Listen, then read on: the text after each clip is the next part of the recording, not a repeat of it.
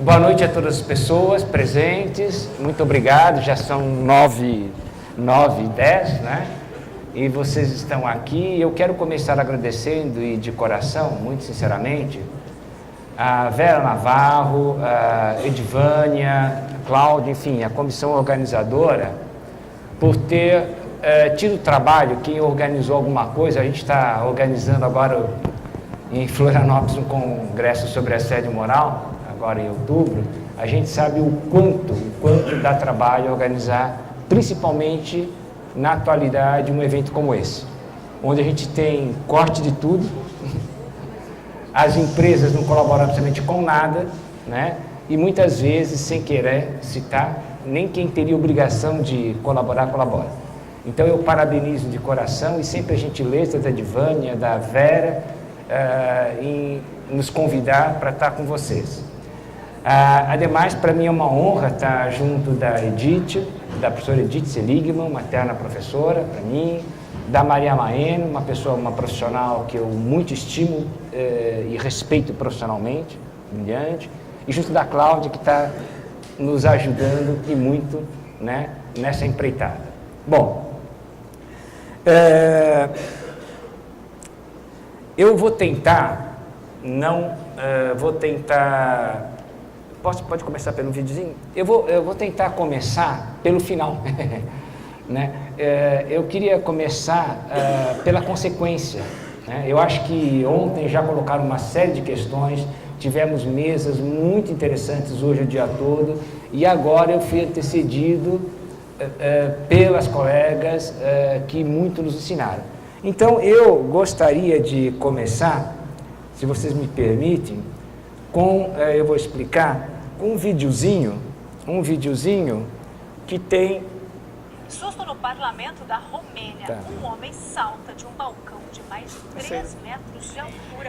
Aqui vocês vão ter que imaginar... Políticas governamentais. O primeiro-ministro pulsava quando o rapaz subiu no parapeito e se jogou. Olha só, imagem, este é o momento em que ele se joga, Percival.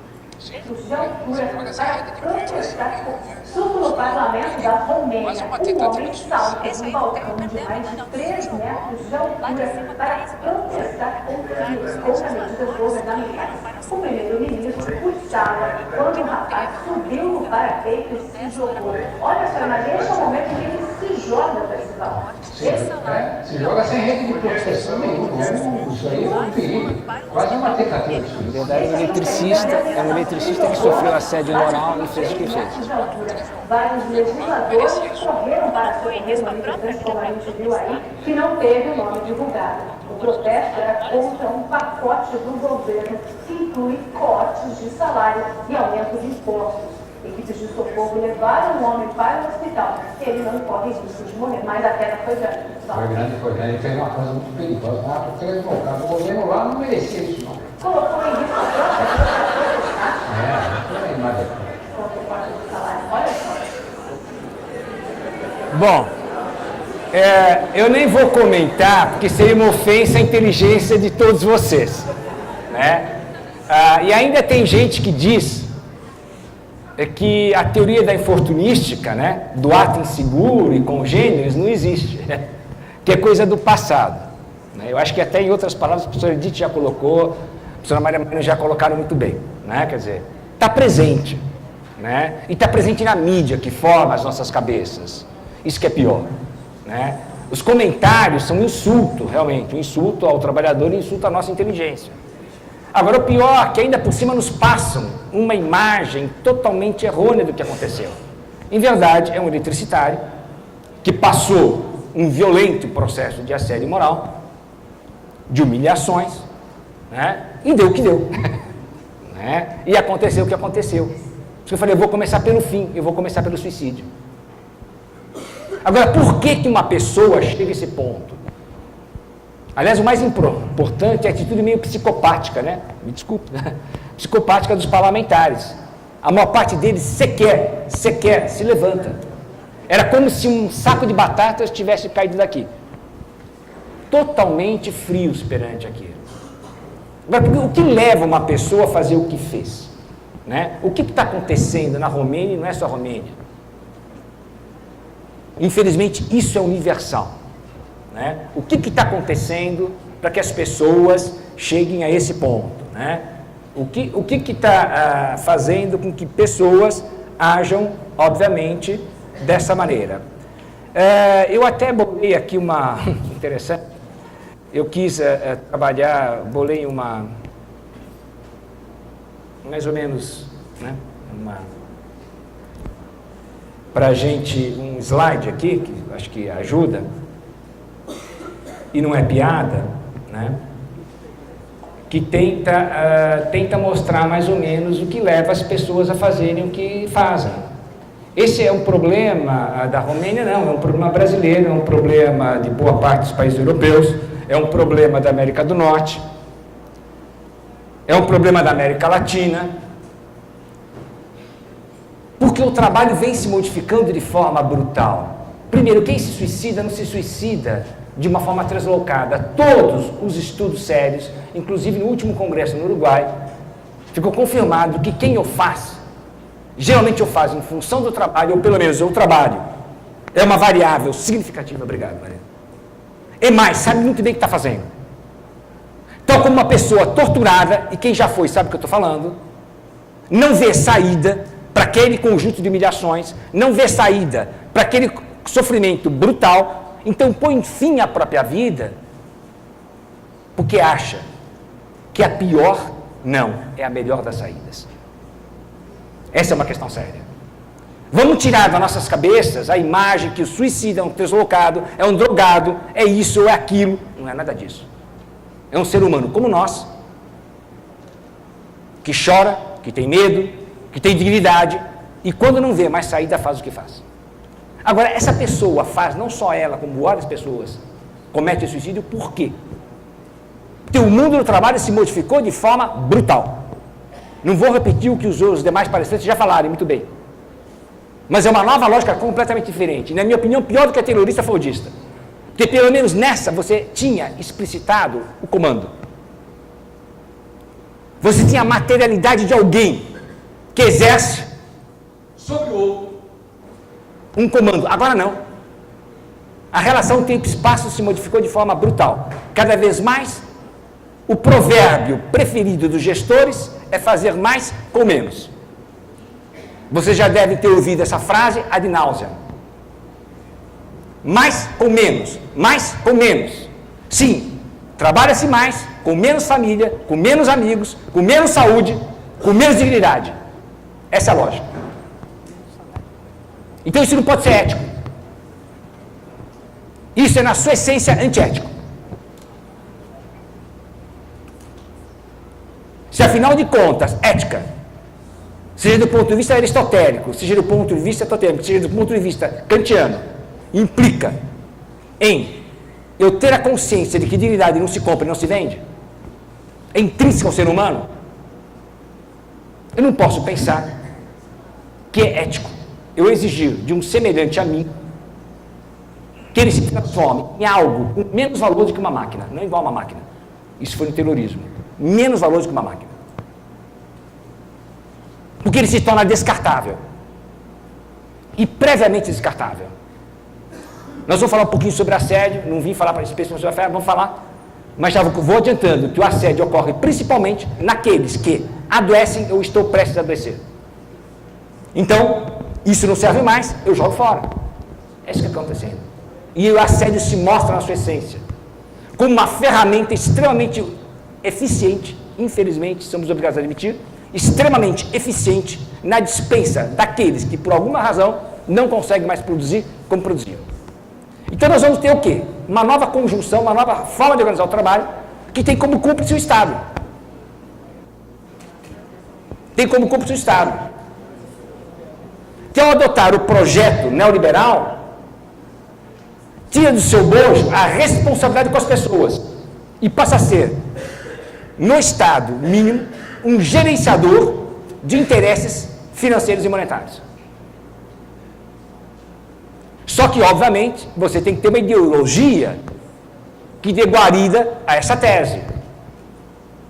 A ideologia que começa nos países do norte, na década de 80, e chega no Brasil com força, com Fernando I, segundo Fernando, e Fernando II, na década de 90, é de que o Estado, afinal de contas, é perduário. É que o Estado, afinal de contas, é um troglodita. É que o Estado, afinal de contas, é um dinossauro. E que o funcionário, por essência, é um vagabundo. Essa foi a mídia exitosa à época de Collor, e que continua, de uma forma um pouco mais sutil, mas continua dando seus efeitos. Daí o ataque à Previdência, que é uma farsa completa. Tem vários estudos que são humânicos de artigos que provam que a Previdência não está quebrada coisíssima nenhuma, que não é deficitária coisíssima nenhuma, que é uma mentira a soldo do grande capital financeiro. Mas a gente engole. O ataque à área de saúde, brutal, despejo, já a Mariana já colocou muito bem, e todos os demais já colocaram. O ataque à universidade, que cada vez mais se parece uma empresa e menos um instituto de pesquisa e de ensino. E eu passei boa parte da minha vida na universidade, eu posso falar. No qual nós adotamos as mesmas técnicas, princípios e pressupostos que nós criticávamos, que hoje nem criticamos direito, é uma minoria, nas empresas. Você avalia, você ameaça docentes como objetivo de defender colegas, para serem colocados para fora da pós-graduação, de grupos de pesquisa, dentro e fora. Então o que nós fazemos na universidade? Nós endossamos essa lógica e depois, cinicamente, nos colocamos como marxistas, como humanistas, outra coisa. Ah, vai para o inferno. Me desculpe. Não estou afim de ser negócio, não. Isso que é pior. Então fala tudo, mas deixa o Carlinhos de lado, por favor. Deixa o Marx de lado. Não vem falar com o marxista, que é desprogressista. Faz favor, vamos parar com essa palhaçada. Não dá para aguentar. E eu não tenho problema, pode pegar meu lápis, eu escrevo bastante, tá? Mas gostaria de fazer coisas, inclusive, mais aprofundadas, que hoje não dá. Então a gente tem que repensar essa questão. Porque é essa lógica que está levando a isso. Em todas as idades. É isso que está fazendo com que nós tenhamos uma sutil guerrinha besta de geração que nos induz a colocar os mais jovens como irresponsáveis, e não são, porque eles aprenderam com a gente, e a colocar os mais antigos como ultrapassados. Então, como a Adriana, hoje à tarde, muito bem falou, nós temos que começar a apontar os responsáveis, sim. Que queiramos ou não, nós somos sujeitos históricos. O sistema não é uma abstração. O sistema não é ectoplasma. O sistema não é regido por fantasmas. Ele é regido, sim, por uma vontade econômica, um voluntarismo financeiro brutal que está colonizando as nossas mentes e a nossa própria dignidade.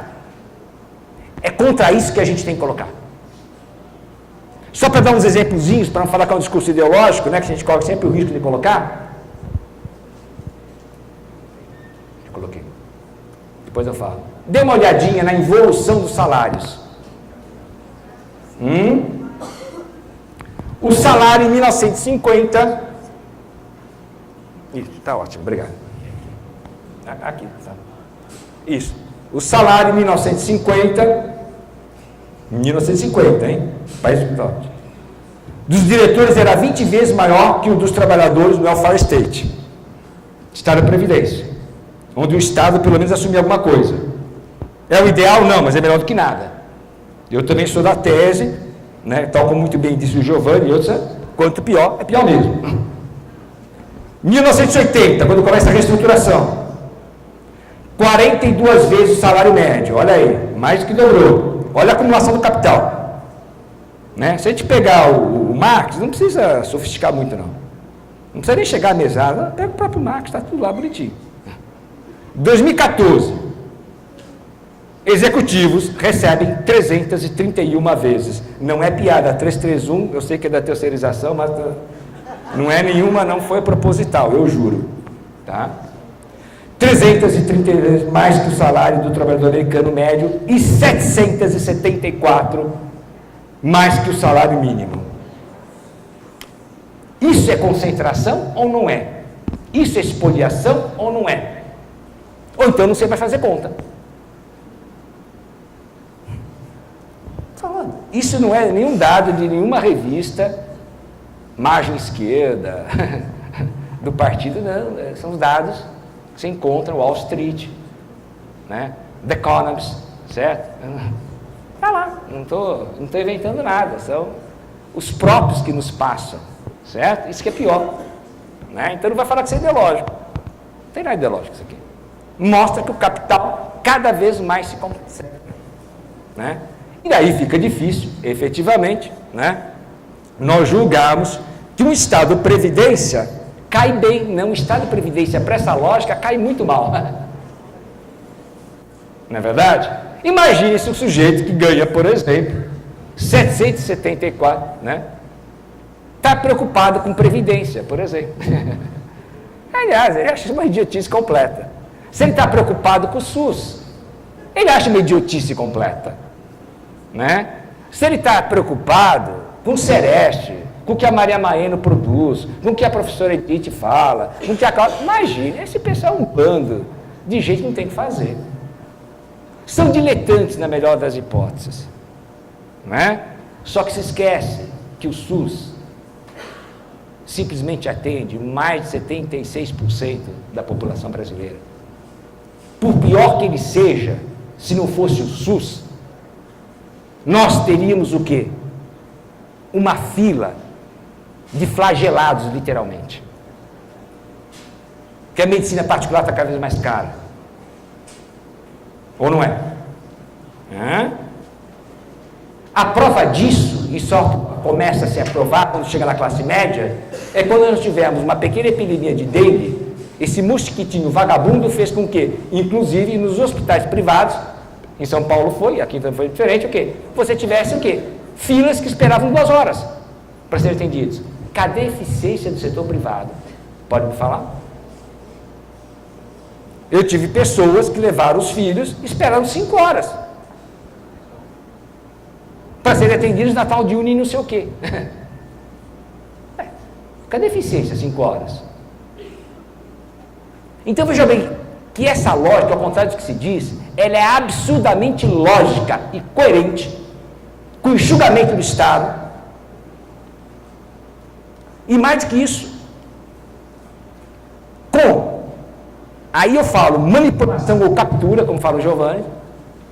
Eu uso mais manipulação, ele fala captura, a gente é muito amigo, então a gente troca de vez em quando, né?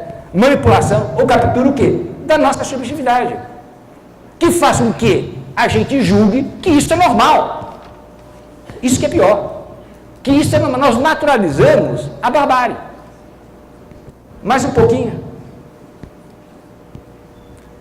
Daí eu brinquei, uma odisseia no espaço ou emprego é que vai para o espaço. Vejam bem, aeroviários, o que aumentou... perdão.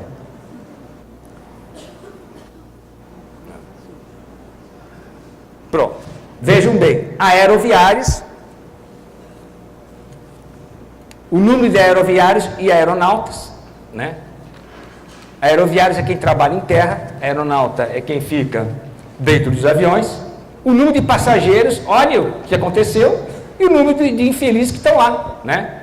Estão lá atendendo, só que agora atendem o quê? Uma quantidade significativamente maior de pessoas. E qual a grande providência de algumas companhias aéreas? Edith, inclusive, eu ajudei um pouquinho, sempre que nós precisamos dos controladores, lembra aquela pesquisa que nós fizemos? A Edith fez um artigo maravilhoso sobre isso. A gente pesquisando, conversando com as pessoas, a gente chegou a uma conclusão, que a providência maior das companhias era colocar anõezinhos na frente para quê? Porque ninguém bate anão. Vocês lembram do caos aéreo que tinha? Que o pessoal ficava desesperado, ficava no aeroporto, dormindo no aeroporto? Aquela coisa horrorosa, eu mesmo cheguei a dormir um dia no aeroporto. Então o que eles faziam? Uma companhia, né, colocou o quê? Anõezinhos lá para atender, coitados, né? Atender a turma lá, aturar aqueles mal educados, E daí o cara ficava, bom, mas eu vou bater no anãozinho, vai pegar mal, então não bato no anãozinho. Daí xingava a moça. É isso que acontecia. Essa é a grande solução do capital. E ainda depois alegam, obviamente, que, puxa vida, né, nós estamos colaborando com a diversidade e com a inclusão social. Né? Mas,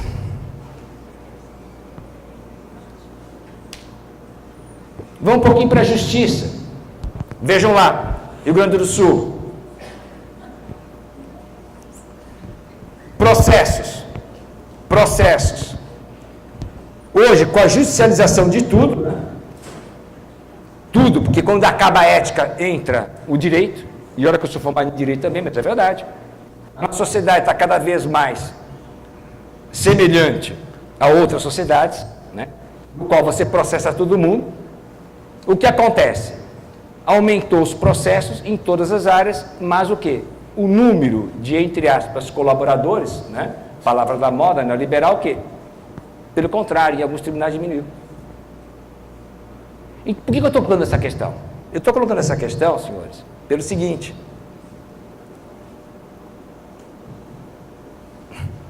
Essa é a visão que as pessoas vendem. Esse deve ser o funcionário ideal. Esse deve ser o executivo ideal. É aquele que, afinal de contas, não tem salário bom, não tem estabilidade, não tem previdência. O filho, o cara se mata para pagar uma escola, a 2.500 para brincar com um palhacinho lá na escola. Tem que achar que é ótimo e se vê um vencedor. O resultado de toda essa palhaçada, o resultado é que as pessoas acabam o quê? Vendo o colega não como um colega, vê como um rival quando não como inimigo, inclusive na universidade. Esse é o grande problema. O grande mal desta lógica é que nós estamos estraçalhando o coletivo do trabalho. Talvez seja a coisa mais perversa. É você cindir o coletivo de trabalho. É você pregar o coletivo, você pregar a colaboração, você pregar a solidariedade e depois, na hora de avaliar, a avaliação individual. E o sujeito sabe que é fundamental para que ele cresça, ele até certo ponto está torcendo para que o colega, o quê? Não se saia bem. Você tem organizações, inclusive alguns órgãos de Estado, chegam a adotar a curva de Gauss, que é uma obscenidade, no processo de avaliação. O que significa a curva de Gauss? Você tem que ter o quê? 10% que são esses, 10% que são os quê? Os perdedores, e afinal de contas, no meio, os medíocres. Esse é o sistema de avaliação. Como é que isso pode ser saudável? Não é à toa, não vou falar de assédio hoje, que não dá tempo, tá? Mas só vou colocar uma questão, não é à toa que tem crescido, e isso nos causa muita preocupação. Eu discuto muito com a Margarida que trouxe esse assunto para o Brasil, depois me convidou, fundamos um site, trabalhamos com isso há 17 anos, acho que disso a gente entende alguma coisa. Está crescendo o assédio horizontal. É culpa do trabalhador? Não tem nada a ver. É que o trabalhador, afinal de contas, o quê? Vê no colega o quê? Um rival. Vê no colega um sujeito que pode atrapalhar o quê? A carreira dele. E gera aquilo que a professora Edith muito bem colocou, uma certa paranoia. Não é que o sujeito é esquizofrênico, paranoico, não. É uma pessoa tão paranoica como nós. Agora, num ambiente extremamente hostil, onde você não pode confiar em ninguém, obviamente você acaba desempenhando o quê? Uma estratégia defensiva que gera, assim, uma lógica paranoica. E daí o assédio moral se naturaliza. E a solidão, que é, afinal de contas, a grande companheira, né, da classe trabalhadora. Então, assédio moral, tire da cabeça de vocês que o assédio moral, ele é produto, afinal de contas, de uma lógica individual. Ele não é produto de uma lógica individual. Ele é produto de uma lógica que nasce, se desenvolve na organização do trabalho. Essa é a questão séria que a gente precisa adotar. Você pode ter prepostos, você pode ter pessoas que estão à frente, é claro, você sempre tem. Mas essas pessoas estão materializando uma lógica. É o sujeito que, para se manter no cargo, ele tem que fazer com que o seu grupo desempenhe metas tão absurdas que ele, muitas vezes, acaba sendo um assediador, embora no íntimo não tenha tempo nem para refletir. Ele também está sendo assediado. Essa é uma questão séria para a gente pensar. Não é? Ou seja, você cria delinquentes.